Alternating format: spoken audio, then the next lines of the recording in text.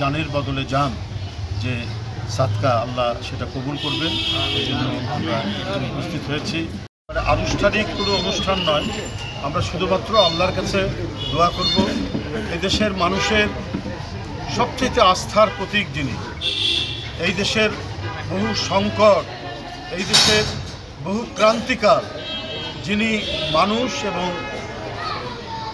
জনগণ এবং দেশ এর বাইরে কখনো যাননি। অনেক চক্রান্তকারীরা তাকে দেশ থেকে সরিয়ে দেওয়ার চেষ্টা করেছে, তারপরেও তিনি অটল মনোভাব নিয়ে, মনোবল নিয়ে তিনি মানুষের নেতৃত্ব দিয়ে গেছেন।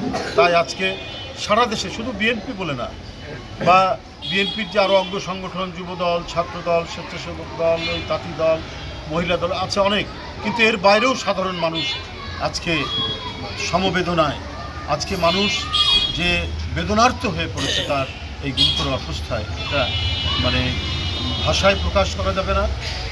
এখানে ইমাম সাহেব আমাদের এখানকার অত্যন্ত একজন গুণীজন মানুষ, তার মাধ্যমে আর এখানে এতিম বাচ্চারা, মাদ্রাসার বাচ্চারা, এরা কোরআন পড়ছে সকাল থেকে।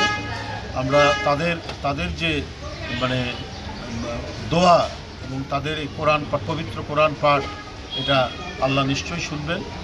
এখানে আমরা যে সাদকায়ে জারিয়া যেটা বলে, সৎকার, সেটার এখানে ব্যবস্থা করা হয়েছে।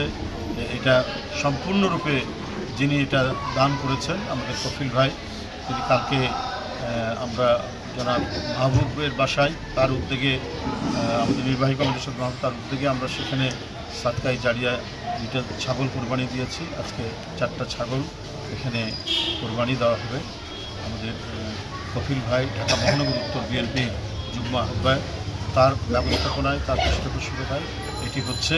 আমরা জানের বদলে জান, যে সাদকা আল্লাহ সেটা কবুল করবেন। এই জন্য আমরা উপস্থিত হয়েছি। এখানে 3 বাচ্চা এবং মাদ্রাসার বাচ্চারা সবাই উপস্থিত আছে। আল্লাহ নিশ্চয় দোয়া করবেন, ইমাম সাহেবকে দোয়া করবেন।